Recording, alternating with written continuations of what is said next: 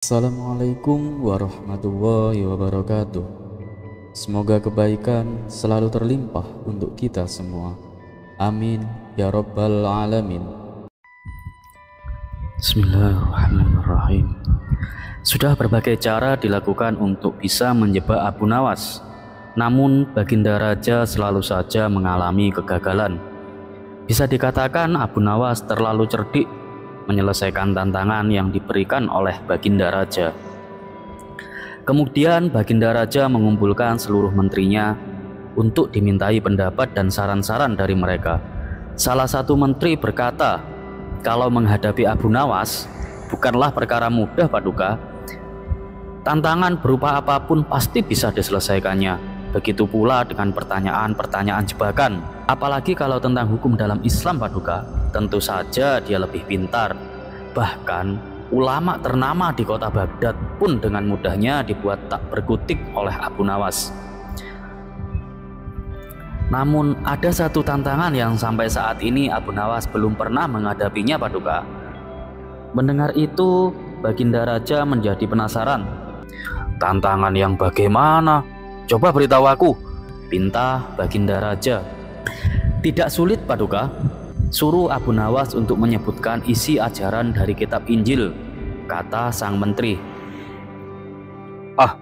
Di mana susahnya? Aku sendiri saja dengan mudah bisa menjawabnya, ujar Baginda Raja. Betul, tapi apakah sebagai orang Islam Paduka meyakini isinya? Tanya sang menteri. Tentu saja tidak. Aku tidak mungkin meyakini kalau Yesus adalah anak Tuhan. Bisa-bisa aku menjadi murtad, jawab Baginda Raja. Nah, itulah Paduka. Jadi nanti tantangannya adalah bagaimana caranya Abu Nawas meyakini isi kitab Injil, Paduka. Tapi jangan sampai menjadi murtad. Dan nanti kita undang pendeta ternama dari negeri seberang. Suruh dia yang memberikan pertanyaan itu. Abu Nawas pasti tidak akan berani menjawab asal-asalan, Paduka, tutur sang menteri. Rupanya usulan tersebut disambut baik oleh Baginda Raja. Dan singkat cerita, diundanglah Abu Nawas ke istana. Adapun sang pendeta sudah siap untuk memberikan pertanyaan. Kemudian Baginda Raja berkata, Abu Nawas, aku ingin menguji kecerdikanmu. Apakah kamu sanggup menerima tantangan ini? Tanya Baginda Raja. Dengan penuh percaya diri, Abu Nawas pun menjawab, tentu saja, Paduka yang mulia. Asalkan hadiah yang hamba dapatkan dilipat gandakan, Paduka. Oh, jangan khawatir Abu Nawas. Aku bahkan akan memberimu 3 kali lipat. Tapi kalau kau gagal, kamu harus tidur di kandang kuda selama sebulan. Bagaimana? Tantang Baginda Raja. Siap, Paduka yang mulia. Silahkan. Tantangan apa yang Paduka berikan? Tanya Abu Nawas. Bagus. Tapi bukan aku yang akan memberimu pertanyaan, Abu Nawas, melainkan Tuan Pendeta ini, ujar Baginda Raja. Seketika Abu Nawas pun terkejut mendengarnya. Waduh, celaka. Kalau sampai aku disuruh menyebutkan isi kitab Injil, aku tidak akan mungkin bisa menjawabnya, pikir Abu Nawas. Ternyata apa yang ditakutkan pun menjadi kenyataan. Abu Nawas, coba beritahu aku apa isi kitab Injil, dan kamu harus meyakininya, tanya Tuan Pendeta. Tapi namanya juga Abu Nawas. Ketakutan yang dirasakan hanya sementara. Dengan 1000 akal cerdiknya, ia dengan mudah menjawab pertanyaan Tuan Pendeta itu. Isi kitab Injil ya? Pasti berupa tulisan, Tuan Pendeta, dan aku meyakini itu, jawab Abu Nawas. Mendengar itu, Tuan Pendeta pun mendadak menjadi murka. Ia pun berkata dengan nada yang emosi, kamu jangan bercanda, Abu Nawas. Yang aku tanyakan ini adalah kitab suciku, kitab yang sangat aku muliakan. Kamu jangan coba-coba melecehkan kitab suciku, Abu Nawas. Dengan tenang, Abu Nawas pun membalas, loh, siapa yang melecehkan? Kalau kitab Injil tidak ada tulisannya, apakah Tuan Pendeta akan menganggapnya sebagai kitab suci? Pembelaan Abu Nawas tersebut membuat Tuan Pendeta semakin terpancing emosinya. Abu Nawas, yang aku maksud bukan seperti itu. Tapi apa isi ajaran kitab Injil? Tanya Tuan Pendeta. Oh itu, isinya ya. Ajarannya baik, mengajarkan kasih sayang, kebaikan, dan cinta damai. Kalau isinya ajakan tawuran, pasti sudah dilarang dari dulu, jawab Abu Nawas. Dasar kamu Abu Nawas, kalau cuma seperti itu, semua agama juga mengajarkannya. Sebenarnya kamu ini pernah membaca kitab Injil atau tidak? Bentak Tuan Pendeta. Maaf Tuan Pendeta, sejujurnya saya belum pernah membaca kitab Injil, jawab Abu Nawas. Memangnya Tuan Pendeta pernah membacanya? Tanya balik Abu Nawas. Bukan hanya pernah, tapi hampir tiap hari aku membacanya, balas Tuan Pendeta. Masa Tuan Pendeta? Tapi yang saya tahu, orang yang benar-benar membaca kitab sucinya, apapun agamanya itu, pasti akan menjadi lebih baik. Kalau ada orang yang mengaku-ngaku pernah membaca kitab, tapi malah menjadi suka marah-marah, mungkin dia itu cuma baca daftar isinya saja, celetuk Abu Nawas. Muka Tuan Pendeta pun yang tadinya penuh amarah tak kuasa menahan rasa malu. Ia pun memilih pergi meninggalkan Abu Nawas. Dan karena Tuan Pendeta tidak ada, maka dengan terpaksa tantangan pun diberhentikan. Alhasil Abu Nawas mendapatkan hadiah yang telah dijanjikan oleh Baginda Raja. Kisah selanjutnya.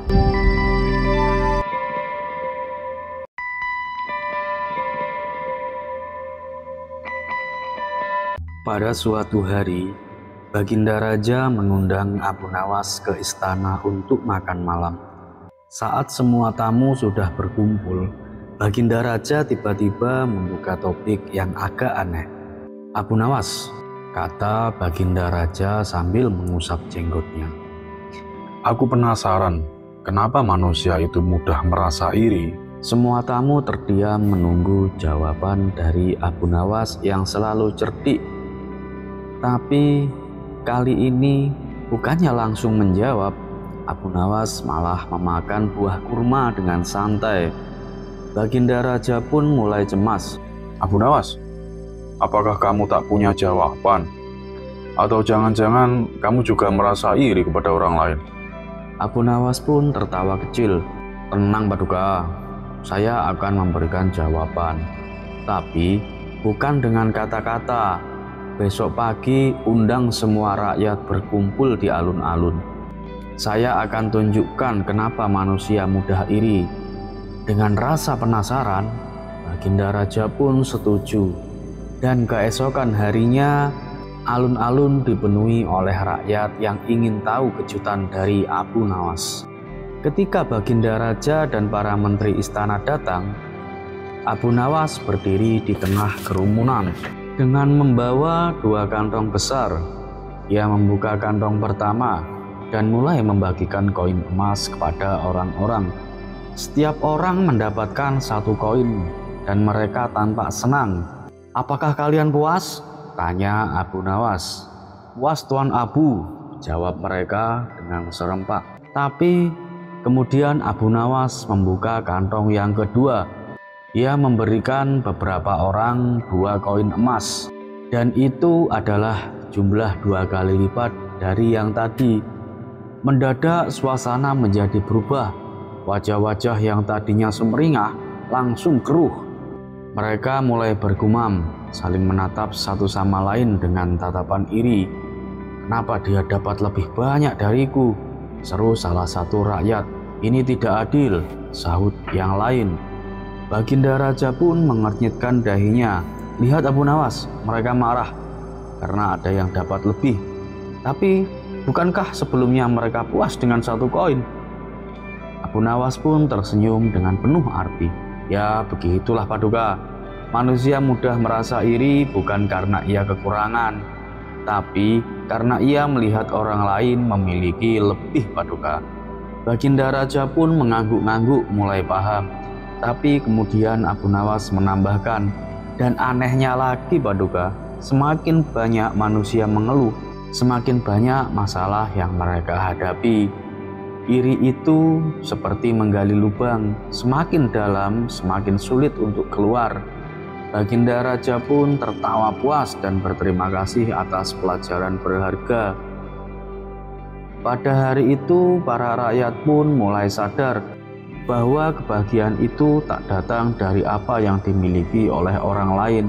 Sejak saat itu, Baginda Raja selalu mengingat ucapan Abu Nawas bahwa bahagia itu bukan soal punya paling banyak, tetapi tentang bersyukur dengan apa yang ada.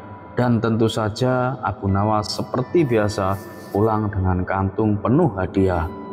Tapi kali ini tak ada yang merasa iri kepadanya karena mereka semua sudah tahu rahasianya.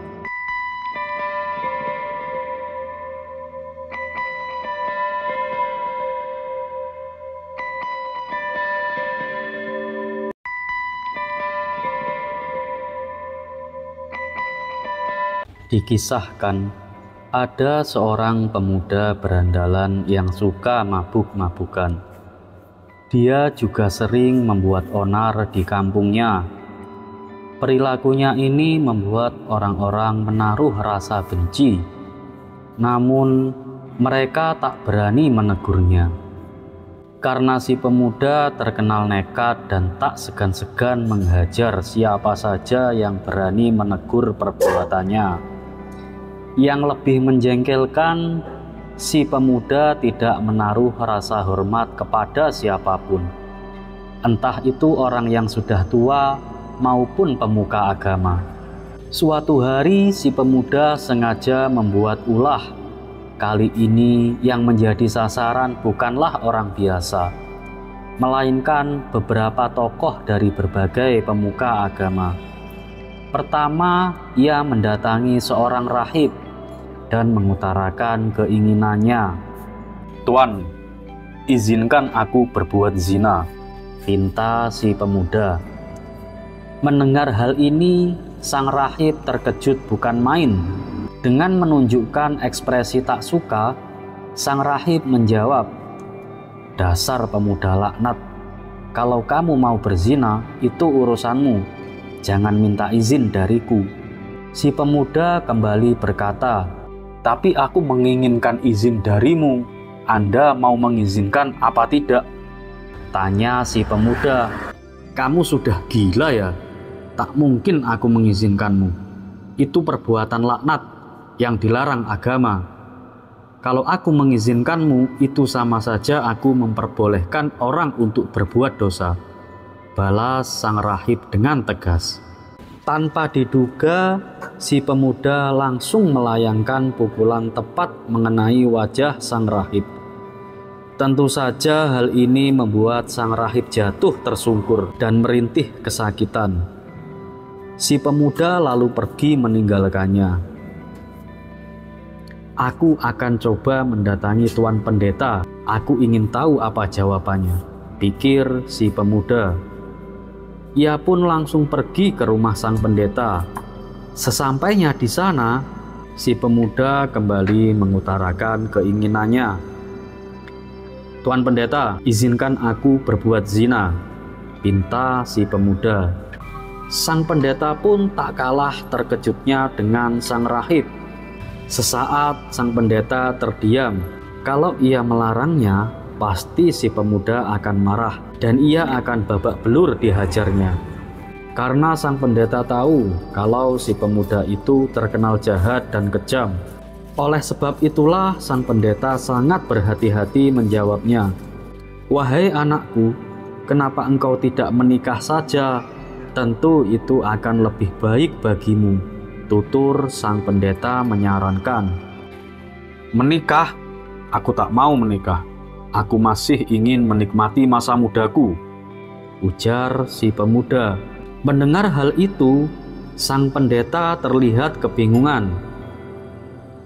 Jawaban apa lagi yang harus ia katakan supaya si pemuda tidak marah? Pikir sang pendeta. "Bagaimana Tuan Pendeta? Tuan mau mengizinkan aku berbuat zina atau tidak?" Tanya si pemuda sekali lagi.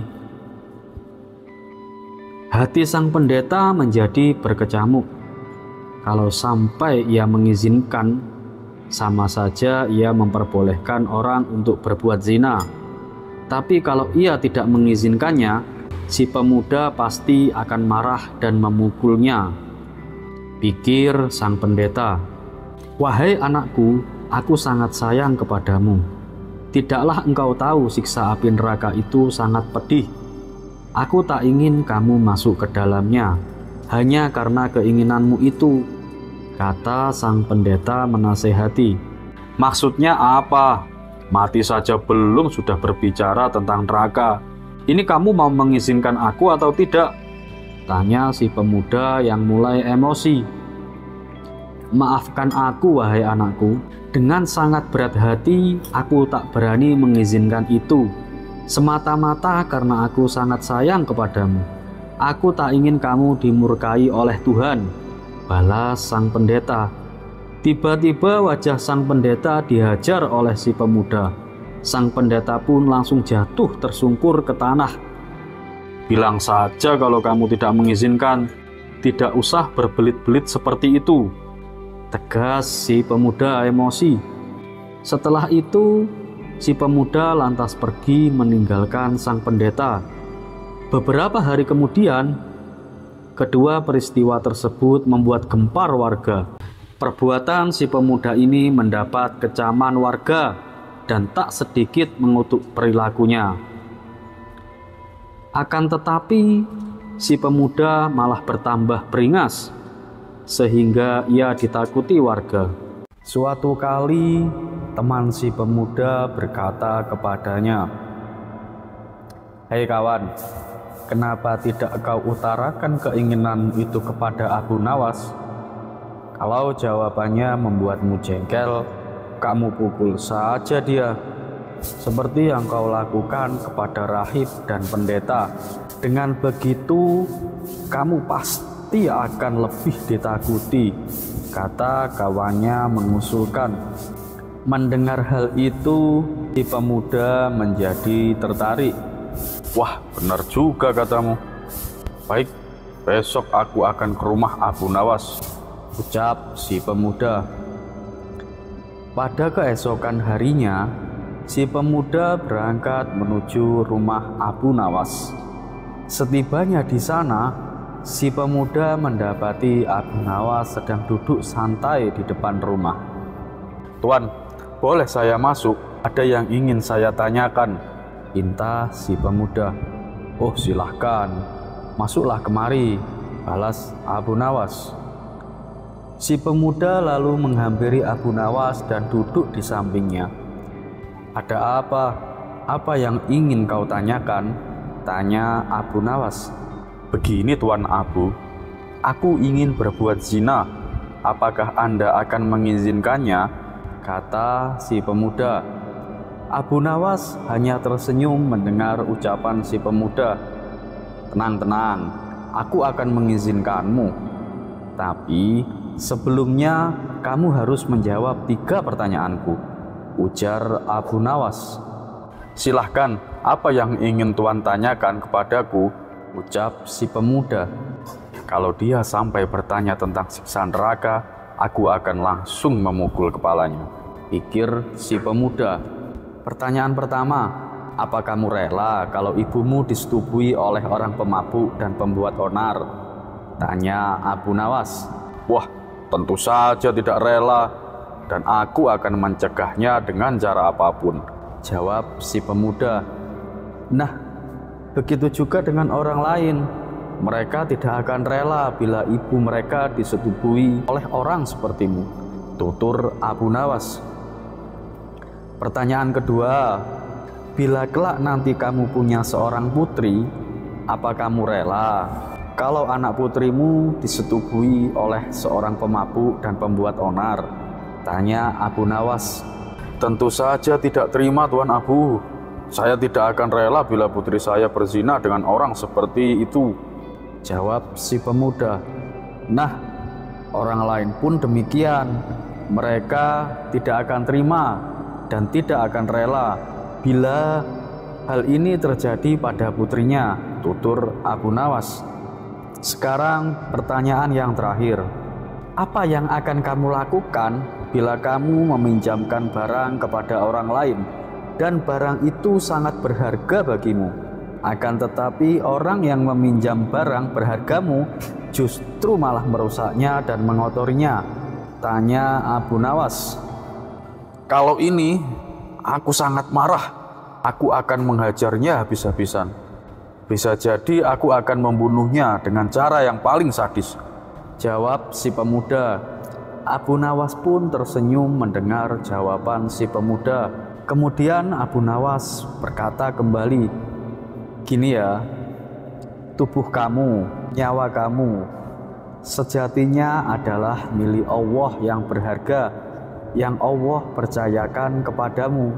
Tapi bila kamu mengotori dan merusaknya dengan perbuatan bejatmu, pastinya Allah juga akan murka, seperti yang tadi kau katakan.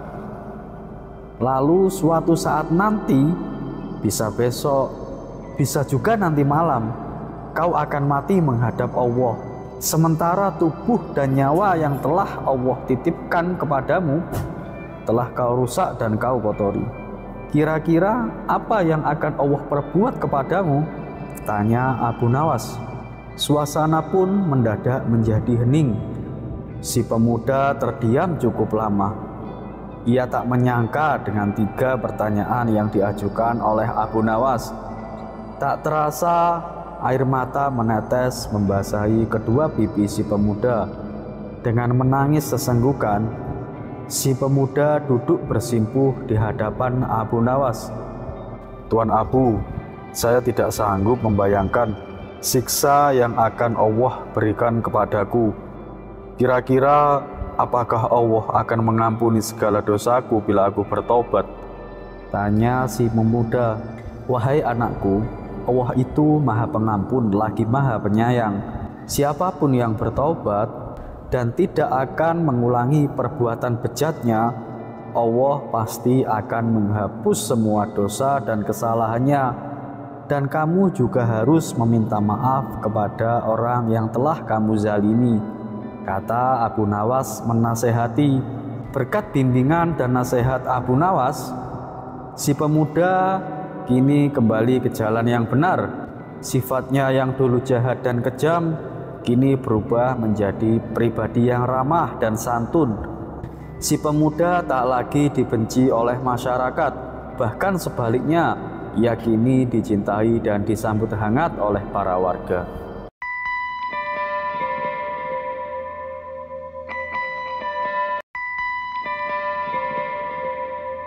Pada suatu hari yang cerah, ada 3 orang bijak dan pandai pergi berkeliling ke seluruh penjuru negeri untuk menguji kecerdikan dan kepandaian orang-orang di setiap negeri. Dan sampailah mereka di desa Abu Nawas. Ketiga orang itu sudah terkenal pintar dan licik. Untuk menghadapi ketiga orang itu, para penduduk desa sepakat untuk menyodorkan Abu Nawas sebagai tandingan untuk mengadu kepintaran dengan mereka. Dan keinginan penduduk desa pun disetujui oleh kepala desa. Kalau begitu, besok di lapangan di alun-alun kota kita adu kepintaran antara Abu Nawas dengan ketiga orang bijak itu, kata kepala desa. Setelah waktu yang ditentukan tiba, maka berkumpullah penduduk setempat di lapangan alun-alun kota untuk menghormati tamunya. Maka kepala desa itu memutuskan ketiga orang bijak itu untuk bertanya terlebih dahulu. Sebagai rasa hormat kami, kalian bertiga diberi kesempatan terlebih dahulu untuk bertanya kepada Abu Nawas, kata kepala desa. Mendapat kesempatan itu, tentu saja ketiga orang itu sangat senang, bukan kepalang. Maka dengan sombongnya orang bijak yang pertama bertanya kepada Abu Nawas, "Di mana sebenarnya pusat bumi ini, wahai Abu Nawas yang bodoh?" kata orang bijak yang pertama dengan sombongnya. Tampaknya pertanyaan itu dianggap ringan saja oleh Abu Nawas. Sambil tersenyum, Abu Nawas pun menjawab, "Pusat bumi ini berada tepat di bawah telapak kaki saya, wahai saudaraku yang budiman," kata Abu Nawas. Jawaban Abu Nawas itu membuat orang bijak pertama tidak terima. Ia langsung berkata dengan keras, "Bagaimana saudara bisa membuktikan hal itu?" Sangkal orang bijak yang pertama, "Itu gampang. Jika saudara tidak percaya atas jawabanku, cobalah saudara ukur saja sendiri," jawab Abu Nawas. Tampaknya jawaban itu telah membuat orang bijak pertama tertegun dan hanya bisa terdiam. Kini tiba giliran orang bijak kedua mengajukan pertanyaan. "Wahai Abu Nawas, berapa banyakkah jumlah bintang di langit?" kata orang bijak kedua. Lagi-lagi Abu Nawas menjawabnya dengan tenang. "Bintang-bintang yang ada di langit itu jumlahnya sama dengan jumlah rambut yang tumbuh di keledai ini," jawab Abu Nawas dengan entengnya. Tentu saja jawaban Abu Nawas bikin sakit hati orang bijak yang kedua. Lantas ia pun kembali bertanya, "Terus bagaimana saudara bisa membuktikan hal itu?" tanya orang bijak yang kedua. "Itu mudah. Kalau Anda tidak percaya, silahkan hitung saja rambut yang ada di keledaiku ini. Nanti saudara akan tahu kebenarannya," jawab Abu Nawas dengan santai. "Ya, itu sih bodoh dan akal-akalanmu saja, wahai Abu Nawas. Bagaimana orang bisa menghitung bulu keledai?" sanggah orang bijak kedua. "Nah, itu kalau aku bodoh, berarti saudara juga bodoh. Bagaimana orang bisa menghitung bintang di langit?" jawab Abu Nawas tanpa ragu-ragu. Mendengar jawaban itu, si bijak kedua pun tidak bisa melanjutkan pertanyaannya. Sekarang tampillah orang bijak yang ketiga, yang katanya paling bijak di antara yang lain. Ia memang agak terganggu oleh kecerdikan Abu Nawas. Lalu dengan ketusnya ia bertanya, "Hei Abu Nawas, tampaknya kamu tahu banyak mengenai keledai. Sekarang coba katakan kepadaku, berapakah jumlah bulu yang ada di ekor keledai itu?" tanya orang bijak yang ketiga. "Saudaraku, jumlah bulu yang ada di keledai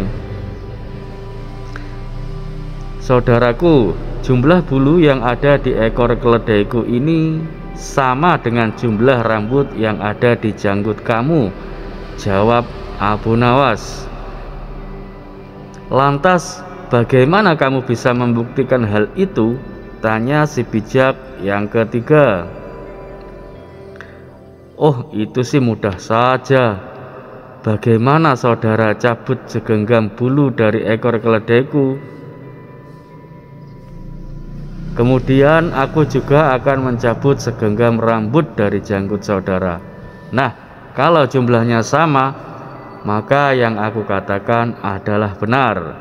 Tapi kalau tidak sama, ya berarti aku yang keliru," jawab Abu Nawas dengan entengnya. Tentu saja orang bijak yang ketiga itu tidak mau menerima cara menghitung Abu Nawas. Ketiga orang yang katanya bijak itu akhirnya pergi meninggalkan Abu Nawas dan penduduk desa dengan keringat malu yang bercucuran. Kemudian orang-orang desa pun mengatakan bahwa ternyata Abu Nawas adalah orang yang paling bijak di antara ketiga orang bijak tersebut. Kisah-kisah Abu Nawas selalu mengandung hikmah dan pelajaran yang mendalam. Ia tidak hanya dikenal karena kecerdasannya, tetapi juga karena kemampuannya memberikan pelajaran dengan cara yang unik dan menghibur. Semoga kisah-kisah ini bisa menjadi inspirasi bagi kita semua. Terima kasih dan wassalamualaikum warahmatullahi wabarakatuh.